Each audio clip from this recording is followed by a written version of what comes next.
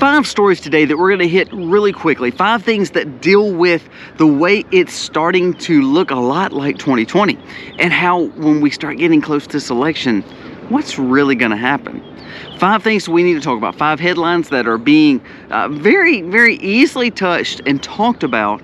And I think what it is predictively putting that in your radar so that way when something does happen, when those noodles stick to the wall, bam, it's ready to go. What is the plan? What are we going to talk about today? These 5 headlines can impact you very much this year. And you do know we have an election for presidency in just a few months. Let's jump into it. Today's video starts right now. Show me what it's like to be circling among the clouds, because without you by my side, hey guys, welcome to the Max. Thank you so very much for being here on this beautiful day here in South Mississippi. If you are new to the channel, go down here, press subscribe, ring the bell, give us a thumbs up if you like the content. If you don't, that's okay. Let us know in the comments below. I know we have some haters and that's okay too. Please subscribe to the channel. When you give us thumbs up, it does enter you in the giveaway. We have a big giveaway. It's hundreds of dollars worth of things at the end of the month. We're doing one here strictly on YouTube, and then we're doing a bigger one when they go over and subscribe to us on Twitter. We're also doing one there too. So 2 major giveaways at the end of this month. Now today we're going to be discussing 5 headlines that are very, very important, and you cannot miss these. This is not fear. This is reality. These are things that are truly happening. And it's kind of like it's starting all over. It's starting to look a lot like 2020. Not Christmas, but 2020. Number 1, Biden's administration and the White House are going to declare a state of emergency when it comes to the climate. Now what this does is just like when we talked about before with state of emergencies. It allows them to have more power and also a lot more funds to reach out and start doing some things that they want to do. When they declare a state of emergency, it allows for those things to come basically right under the president's wing, where he can kind of be a little bit more authoritarian versus going through the traditional ways of being the president. So you're going to see a lot more orders. You're going to see a lot more ramifications of their beliefs in this agenda. Now, what I think we're seeing really in this next few months is you're seeing a game plan to where if Biden doesn't win, they're going to try and instill as much as they can. Just like this bill with Ukraine, the funding went through 2025. So meaning if Trump wins, Biden loses, they cannot take that funding away. And again, you can blame the Republicans just as much as you blame Democrats for that. But I think what you're starting to see is almost like an end game for the Biden administration, just in case they don't work. So number 1, you're starting to see them push towards this climate initiative. Now, here's what's so funny, is when they open this up, it allows them to have more powers to push more agendas and more narratives to the American people. The American people as a whole now, and again, I say this like it matters, but the American people, about 35% actually think that the climate's having a problem and it should be quote-unquote a state of emergency. So it's a very minimalistic approach. However, just like we said about the border, just like we said about Ukraine, they're going for the home run or the Hail Mary. And to be honest with you, it will go over with flying colors, and we will see a state of emergency to where then they can open up new initiatives, new avenues to spend your money on things that are so frivolous. Okay, pay attention to this, because it's also opening up a door where they're going to be able to change the way people commute. They're going to change the way people utilize their utilities. This is a big deal. Check into climate initiatives by Biden's administration. It can really affect you and your movement and also your food system. Another huge bombshell that Biden just came out with, and this is reaching back to like Jimmy Carter days almost, but you're starting to see a movement of capital gains tax come back. He's wanting to raise it back to 44.6%. Now, here's the thing. This is dangerous to me for anyone that's investing. Capital gains tax, I believe that hurts a lot of our big businesses that starts jobs. Here's the thing that I'm worried more about. Look in the fine writing. They even want to tax unrealized gains. Now, let's think through that, what that means. Unrealized gains, that means the money that you've not taken out, that you've seen. That means realizing. You're realizing the gain because you're taking it out. If you're not realizing, it's just staying there, and that's like you making money in the stock market or on your retirement or on your pension or whatever you're making money with. So now, even though you've not taken that, which means it's unrealized, so it's money that's gained, but until you take it, it's not actually yours. He is going to start taxing your unrealized gains. Unrealized gains, that is unfathomable. Now, I know for most people, they're like, look, we're just trying to make ends meet. This doesn't mean anything to me. It absolutely means everything to you, because when you see them tax the people that they're making the jobs happen, and not only that, overly tax, do you think your job is safe? Do you think that that manufacturer's going to keep on producing more jobs there? Or do you think he's going to lax back? Do you think he's going to move his factory? Do you think he's going to go to more economic, better places for him? Or do you think the fact that he's just going to take a loss and let y'all keep making money? No, that's not going to take place. So I think you're going to see maneuvering of businesses saying, look, I can't keep these policies up. He's wanting to charge us not only capital gains, more almost in Jimmy Carter era, but now he is wanting to tax our unrealized gains, money that we've not even seen yet. That is unfathomable, and to be honest with you, complete moving of an authoritarian state that's not freedom. That basically saying, we're not taxing you enough, let me tax you on stuff that you've not even seen yet. That is scary. Pay attention to this. You're not hearing enough about this from the mainstream media. You're not hearing enough about this from politicians. They would all be affected, but you would think that you would hear more about it, and no one's hardly talking about this capital gains tax.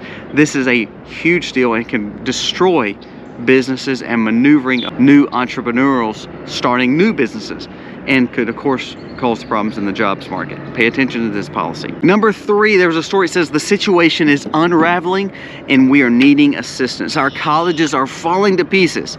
You're starting to see some go back to distant learning. You're starting to see some go computer oriented, and they're not cutting the tuitions. They're still charging these parents tons of money. They're still charging your student loans tons of money, but there is pro-Palestinian rallies that are breaking out. This is just like 2020. We're seeing climate emergencies. We're seeing kind of distance learning. We're seeing the fact of riots in the streets. It's just a different version. It's like we just changed the face of it, and then it's the new game plan. This is happening across most of the biggest colleges in America, and you're starting to see a pro-Palestinian movement. Now, what blows my mind, Iran just said that they were going to issue a death warrant to a rapper from Iran for joining in a protest and talking about not having a hijab on as a female, not have a face covering or a head covering. These people are protesting for people who would literally slaughter them. I mean, just being honest.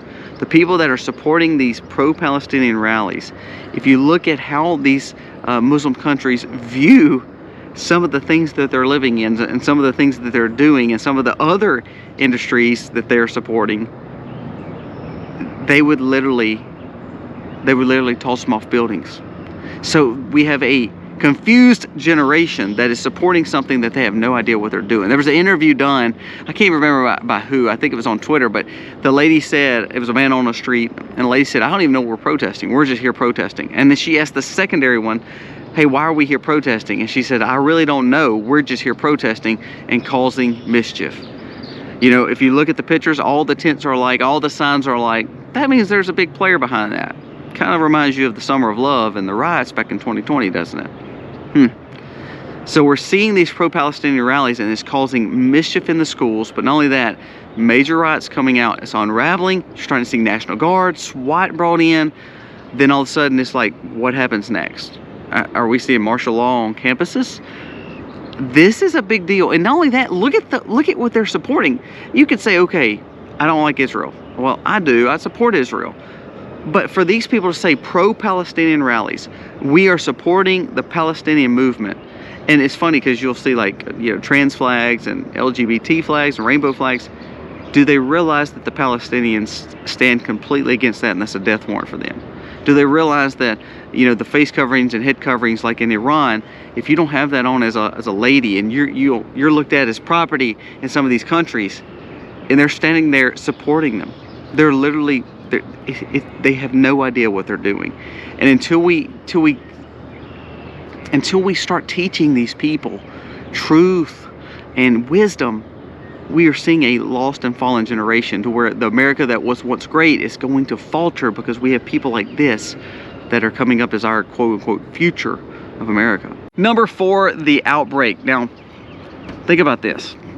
If you remember, early in the years of pre-pandemic, the word was, this is not dangerous. This is just a light something, nothing major to panic about. There's no point in panicking about this thing that's coming from the Asian area. It's coming over. It's just nothing major. That's what we heard. We're hearing the same things with the avian flu. Well, it's come over to cows. Well, it's no big deal. It's livestock. They'll be fine. Oh, it's coming over through their milk. Pasteurized milk. It's coming to our grocery stores. It's coming to you. Oh, but look, the risk is not there. You're okay. Now they're starting to say, well, yeah, there's not a risk, but we may need to make sure that if it does mutate or if it does go to the next step, that we're ready. Maybe we need to start looking at ways that we can medicate. Maybe we need to start looking at ways to handle the spread, because we don't want this going over. So we're going to deter a cattle market that's already struggling. We're going to allow those cattle not to move across state lines. We're going to restrict it more. Now, we've talked about this a few videos ago. It's getting more and more and more restrictive. And now they're saying, well, it's passing through the pasteurized milk, which is still no risk to humans. Remember when they said, well, it's coming over from airports, but it's no risk. We'll quarantine right there at the airport and it'll be okay. And then all of a sudden we lock down for 2 years. So I want you to be wary of what is the noodles thrown at the wall. We've talked about 4 things so far that can all make your elections look a lot different this year. You know what's so funny? Ukraine, we push them for democracy and for helping their people. Do you know Zelensky canceled another election to where they can't make a change from him? Cancel it. That's true democracy. That's true freedom right there, isn't it? When he can cancel these elections. But they literally show people at Ukraine, I mean, going to normal life and doing normal things in the bigger cities, but he can cancel the election. Is that what freedom really looks like? And are we looking at kind of almost the same kind of authoritarian state where we see new policies coming out for this agenda? We see new regulations coming out here. We have no one helping us in Congress because they're standing up with them. And I don't even know who a conservative actually is anymore. So what are we seeing when it comes to this new outbreak that's not supposed to be suspicious, but it all of a sudden happens in 2020, and it's going on the same chronological monthly time frame as what we saw just a few years back? Keep an eye on this. What you should be doing is buying meat, putting it up, buying milk, learning how to freeze dry it, learning how to dehydrate it, learning how to freeze it, learning how to utilize it, learn how to buy from a local farm, do some farm sharing. At this point in time, you never know what could come up, and what happens if all of a sudden they say, hey, we've got to cull some cows like we did the chickens. Your price of beef is going to skyrocket, and what are you going to do? Your food system is actually going to be hurt pretty bad by a lot of these agendas, the climate, and now also this outbreak. These 2 things are very, very minuscule. But if they blow it up, it does not matter if it's true. The predictive programming and the psyops can make it be a monster event. You don't have to believe it, but they can make the politicians believe it. Look at look at what we just passed. They can make politicians do anything. And that's exactly why we got to keep an eye on this too. 5th and finally, it goes down to your money. It says Cashless Society.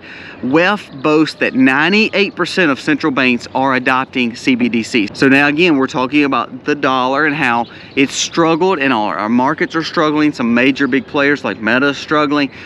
You're going to see that volatility. Gold is skyrocketing, which usually means the fall of the dollar, more inflation. We have a leader who is spending money like crazy. We have a Congress who is spending money like crazy. There could be a purpose behind it. The Fed is buying gold. The Fed is buying loads of gold.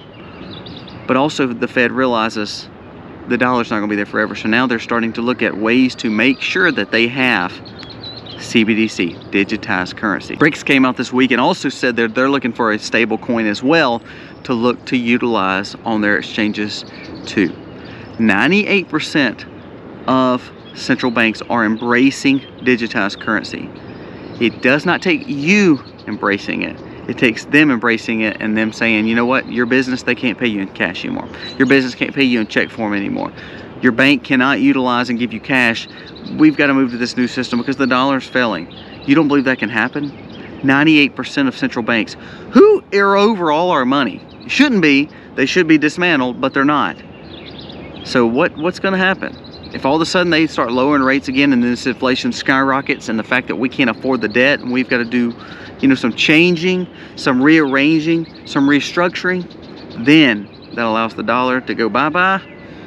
And in comes digitized currency, which is more compliance, more regulation, and more overreach. Now you can find each one of these stories. I'm not telling you something that you cannot go personally read yourself.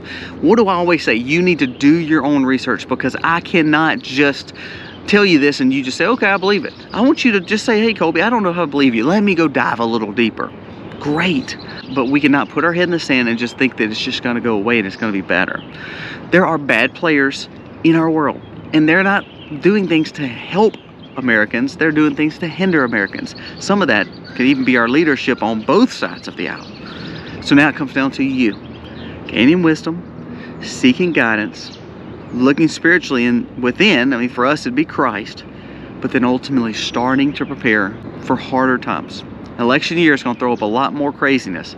I mean, look, we, again, have a gag order against Trump, held in a very liberal area, and then he is going on trial again. And then he will go on again, and then again. Now they're indicting a lot more of his people. It's going to keep on happening. Remember, persecution will come to the conservatives. True conservatives will feel it more than anybody probably. And now we're starting to see pro-Palestinian rallies. Do you think that they're going to stand up for pro-Christian things? Doubtful. Pay attention to what's going on. These 5 stories are huge, and they're just noodles getting thrown on the wall. Which one will stick to help them pass their agenda? Let me know what you think about this video. Remember to follow us here, subscribe, give us a thumbs up. Remember our vlog channel, The Max Life, and also remember Twitter. We are always posting things over there to keep it relevant so you can see the stories that I'm reading each and every day as we build this. Thank you so much for watching. God bless. Happy homesteading, y'all. You can take me high.